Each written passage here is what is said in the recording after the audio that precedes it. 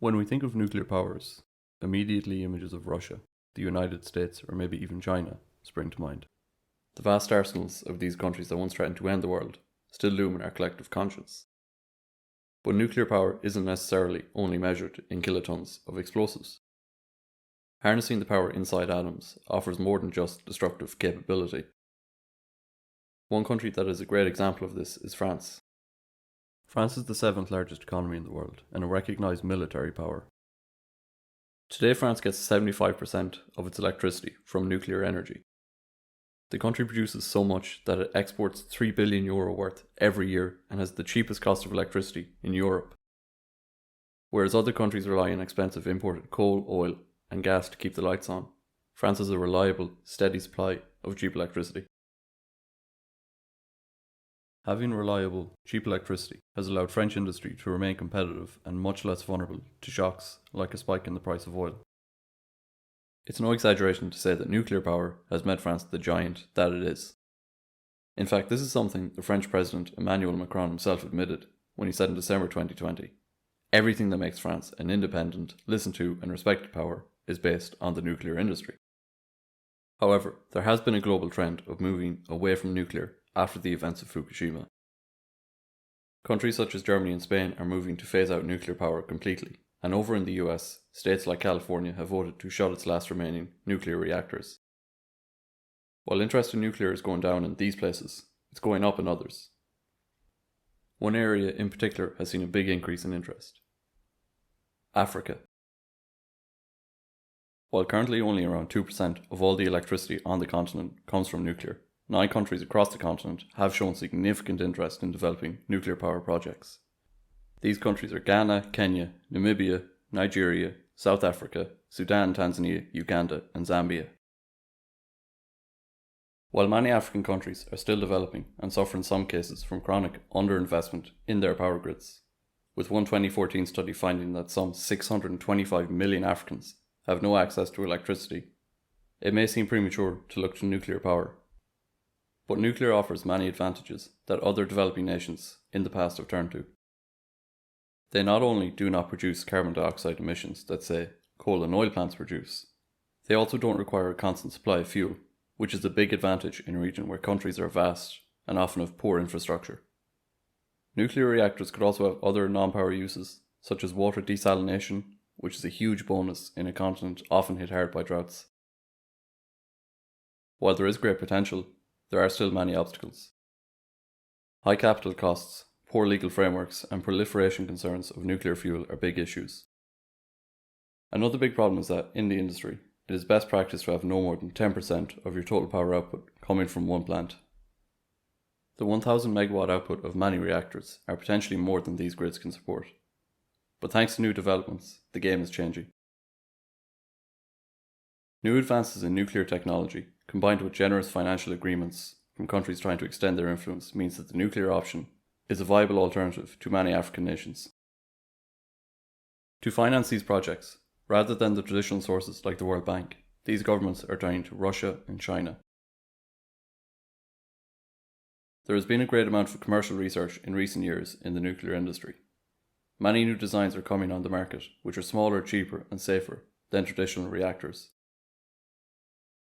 One such design is the small modular reactor. Small modular reactors can be manufactured in a factory and then shipped to site, essentially acting like flat pack furniture. They usually have nameplate capacities of around 300 megawatts, which is perfect for our problem of smaller size grids, and their modularity means that more can be added over time as demand increases. The smaller size also gives lower cost in construction times. While there is great promise, this design is some time away from commercialization yet. Even smaller reactors, known as research reactors, which can be used for scientific research, are often seen as the first step toward a commercial nuclear power program. Having a research reactor helps train scientists and students from a country in nuclear development. Over in Rwanda, the government has just signed an agreement with Rosatom to build a nuclear research reactor in the capital city Kigali, which is expected to be completed in 2024. Having this research centre in the country will not just prepare scientists in nuclear power generation, but also allow other areas of the economy to benefit, such as using radioisotopes in medicine, agriculture and food. The country is also sending some of its young students to Russia to study nuclear science further. Certainly, nuclear will bring a lot of advantages to the country, but there is a lot of local opposition to the plans. The country has a high population density, which means should an accident happen, there is a greater risk of harm to the population. As well as this, there are fears of radiation exposure, and some critics say renewable power would provide a much safer and practical alternative. Despite these fears, the government seems determined to move ahead. While nuclear is still in its infancy in Rwanda, one country is ahead of the curve: Nigeria.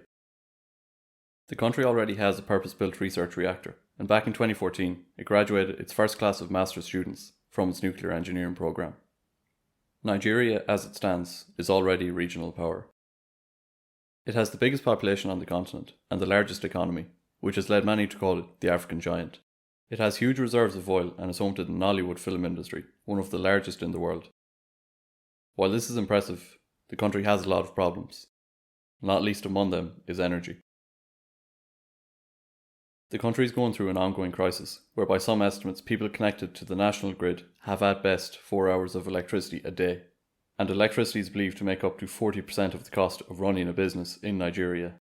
And that's for people who are connected to the electricity grid.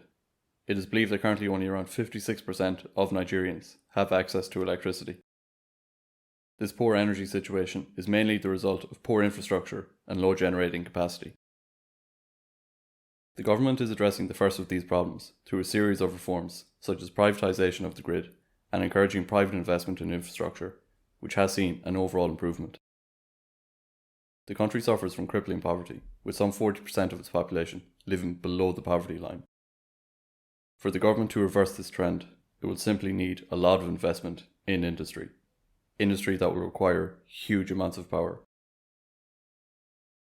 This is why the government has made plans to build 2 nuclear power stations in the country with a combined generating capacity of 4,000 megawatts. If built, this will mean factories and small businesses will no longer have to suffer huge productivity losses from blackouts and not require expensive backup generators.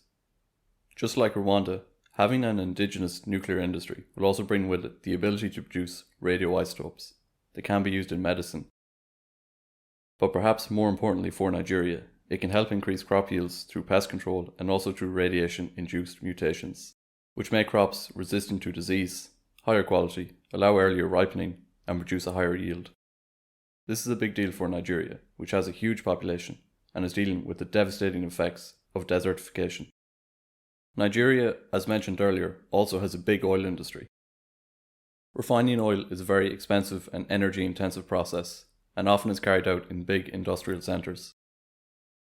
If some of the enormous power generated from nuclear can be used here, this will mean huge amounts of money can stay in the local economy. While this is mostly conjecture, it is really exciting to think about the possibilities nuclear power can bring to Nigeria.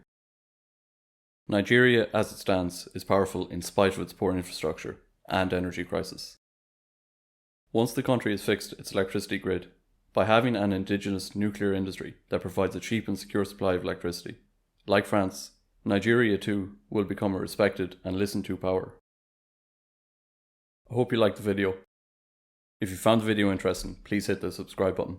This is a new channel and it really means a lot. Be sure to give a thumbs up. Thanks for watching.